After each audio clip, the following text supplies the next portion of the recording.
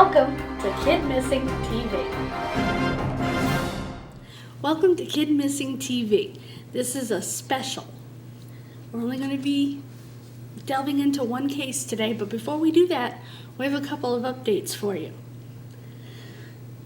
First, a case that we were going to bring you that I've been following for a very long time.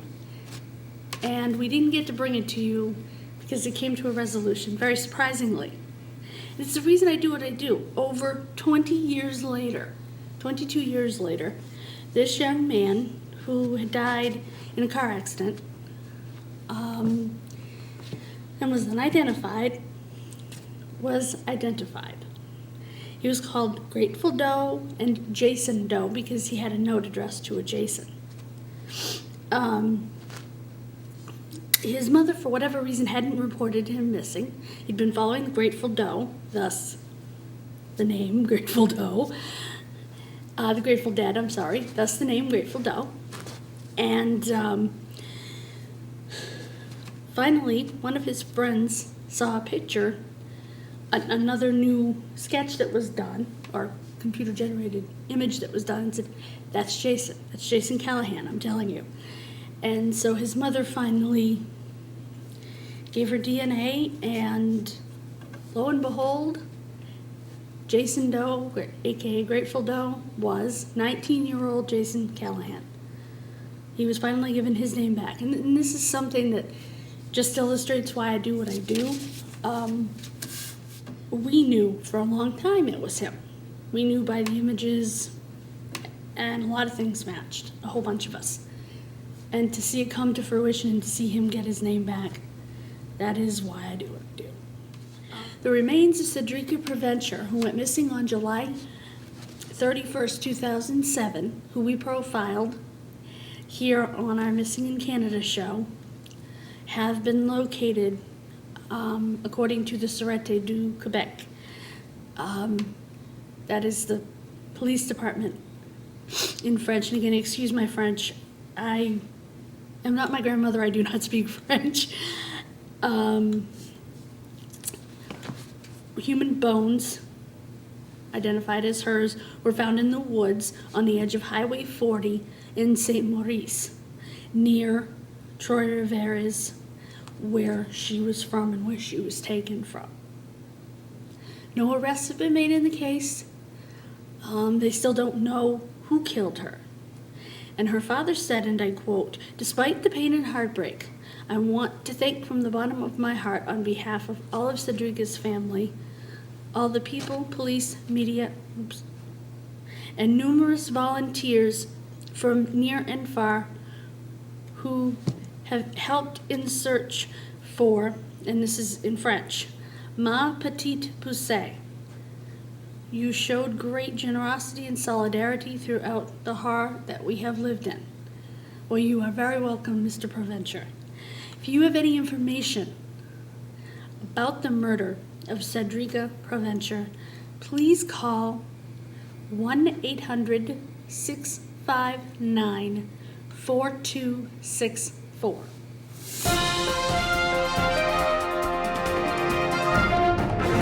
This very special episode is Mystery in New Hampshire. I'm sure you've all seen on the news the case of the woman and the 3 little girls that were found in barrels in 1985 and the year 2000, and who were found by DNA to be related to one another, except for the one child, who they believe is probably related to the other children, just not maternally. All they had was mitochondrial DNA, which is DNA that is passed down virtually unchanged from mother to child. They didn't have nuclear DNA, which is your whole DNA. They were found in Bear Brook State Park, in Allenstown, Merrimack County, New Hampshire. It was near a they call it a caravan park in Australia, like a mobile home park. They are trying to get together all the people who lived there during those 2 periods of time. well, actually more during the 1984 period of time, because I think they were all put there at the same time, to interview them, to find out if they saw, heard anything. They also want to know if there are any suspects amongst them. The woman is estimated to have been between the ages of 23 and 32, although they've narrowed that a little bit. They think she was around 30 years old, maybe slightly younger. The oldest child is estimated to be between the ages of 9 and 10 years old. The third child is estimated to be between the ages of 2 and 3 years old, and the fourth child is estimated to be between the ages of 3 and 4 years old. Again, they were found in barrels. It's horrible.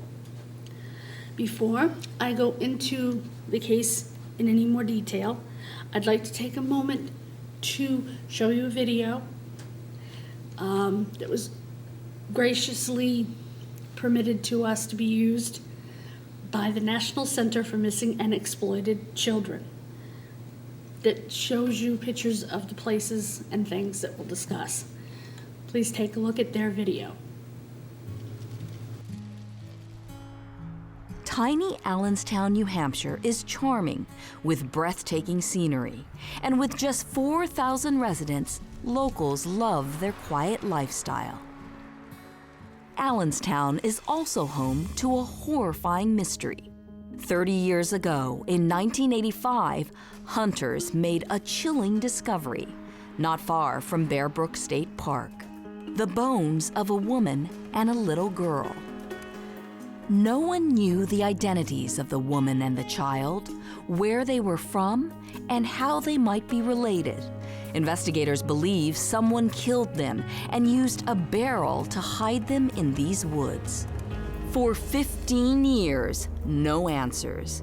And then, the case took on a shocking new twist. A state trooper looking for clues at the original crime scene discovered another barrel. Inside, another 2 bodies, 2 little girls. Investigators believe these victims were part of the original crime and had been in the woods all along. Now they were dealing with not 2 unidentified murder victims, but 4. And with 3 child victims, it's a top priority at the National Center for Missing and Exploited Children. Good afternoon, Carol Schweitzer, the National Center. Carol Schweitzer works unidentified cases at the National Center. We've actually never seen 4 unidentified bodies found together that remain unidentified after all of these years. And it's my job to support law enforcement and provide them the resources that they need to be able to identify who these children are. With NCMEC's help, new science finally sets the investigation on a new path to answers.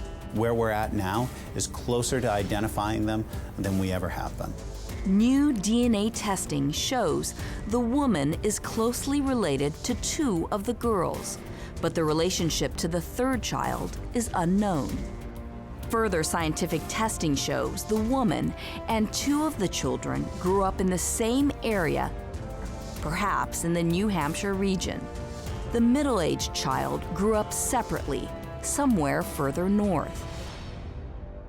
Along with these new findings, cops also have these new images created by a forensic artist at the National Center. The woman is believed to be 22 to 33 years old when she was killed. The child found with her was approximately 10 years old, and the youngest girl, also related to them, was between 2 and 3 years old, with a large gap between her 2 front teeth. The unrelated child was 3 to 4 years old. Also very key to the investigation, we now know that all 4 victims lived together in the New Hampshire area for a few weeks to several months before they were killed. It's very difficult to try and match up in my mind, and I think in many people's minds, how this could happen. How could an entire family disappear and to take over 30 years to come to an answer as to who they are. We are not giving up hope. We know that the friends and the family of these unidentified children are still alive. It's time to give these murder victims their names back. If you know anything about this woman or any of the children, please call 1-800-THE-LOST.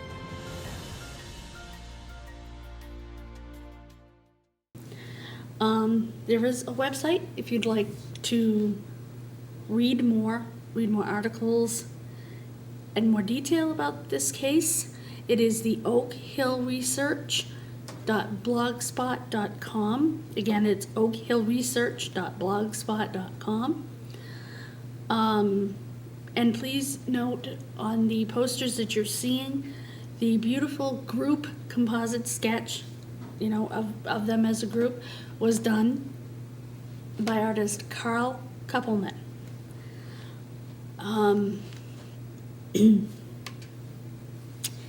Each of them were tested with something called isotope testing. Isotopes are found teeth, bones, hair, and they can help determine where you've lived by what you've eaten.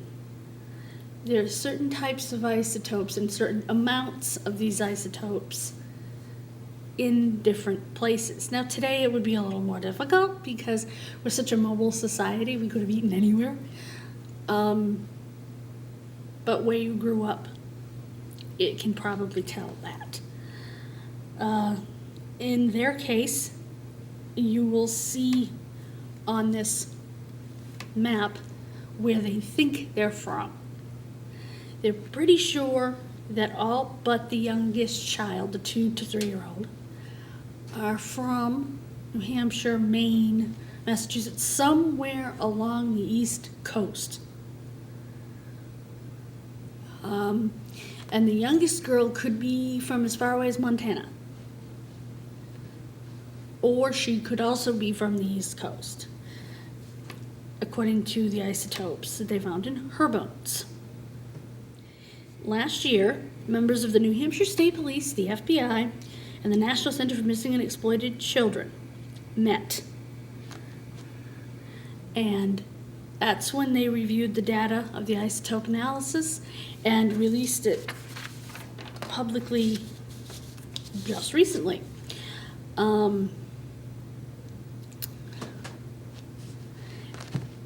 Based on the poor dental care, they believe that the four may not have been visible members of society for a while before they were killed.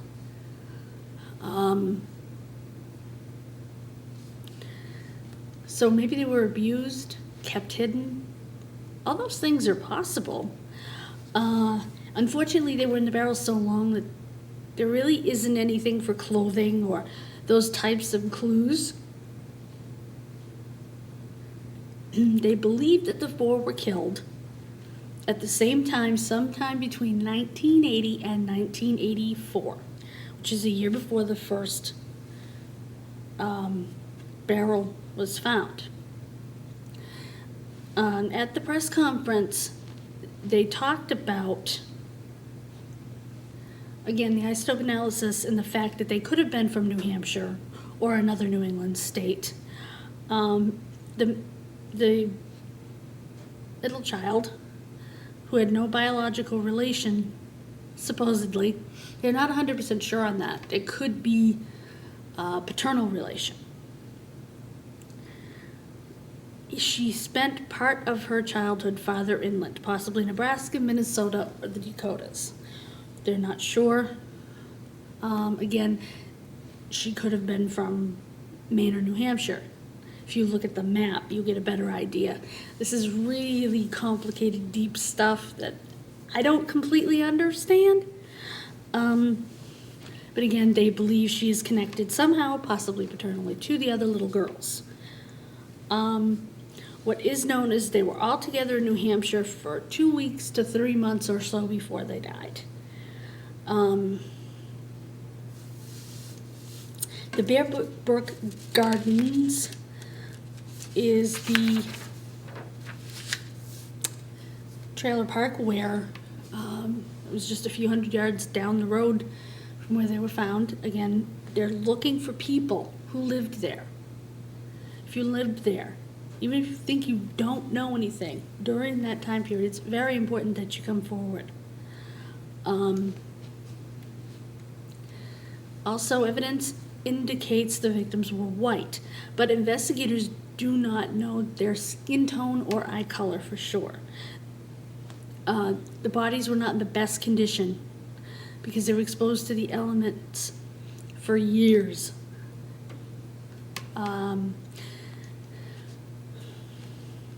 They were all born in the United States. This is what we know in basic terms. They were all born in the United States. All 4 victims were living together in the New Hampshire area for about a month before their murder. All 4 were killed at the same time and were put in the park somewhere between 1980 and 1984.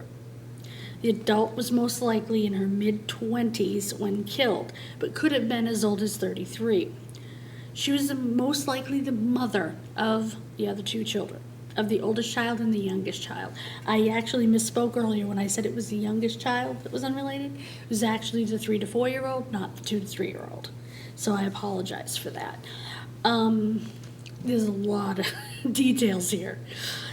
The middle child, believed to be, as I said, 3 to 4, was not maternally linked, but they cannot tell whether she was paternally linked because they don't have nuclear DNA.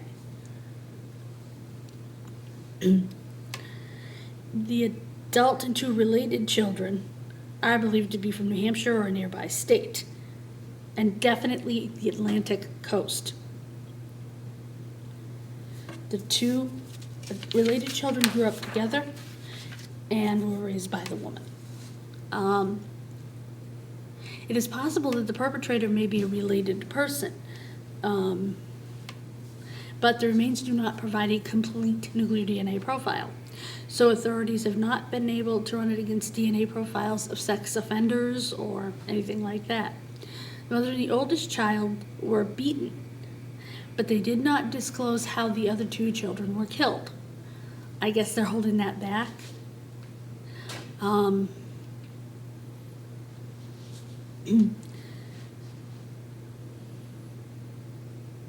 There are news stories on this case from the U.S. clear over to the U.K. and clear across the international date line to Australia. How great is that? I wish more cases got this level of press. You know, when I started researching this case and realized that this case had gone all the way to Australia, I just thought that was the neatest thing, you know? Again, if you look at the pictures, I know the map is tough to understand, but the pictures are really easy to understand.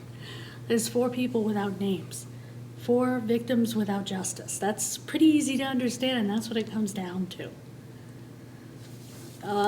If you have any information in this case, please call either the National Center for Missing and Exploited Children at 1-800-THE-LOST or the New Hampshire State Police Department at 603-223-3856. Once again, I would like to thank the National Center for Missing and Exploited Children for the wonderful video they've so graciously allowed us to use during this broadcast. Next time, we'll be back to our regular programming. It'll be episode 16.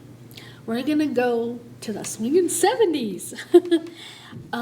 We have several interesting cases to talk about, including one young lady that I had the privilege of talking to her sister. I actually talk to her now on a regular basis. And you'll hear from her sister from my radio show. You'll also hear about our special feature case, the murder of Deanna Kremen, who was from right here in Massachusetts. She was from Somerville. And the Blast from the Past case will be the murder of the Grimes sisters, which is connected in a around the circle way, a little more than roundabout, to the Peterson Schuessler case.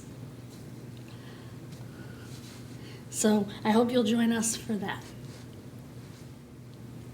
Thank you for joining us on our KidMissing TV special. Please join us next time for our regular episode. Thank you for continuing to join us. I so appreciate that more than you know. May God bless you and keep you warm this frigid weekend, and have a wonderful Valentine's Day. Good evening and God bless.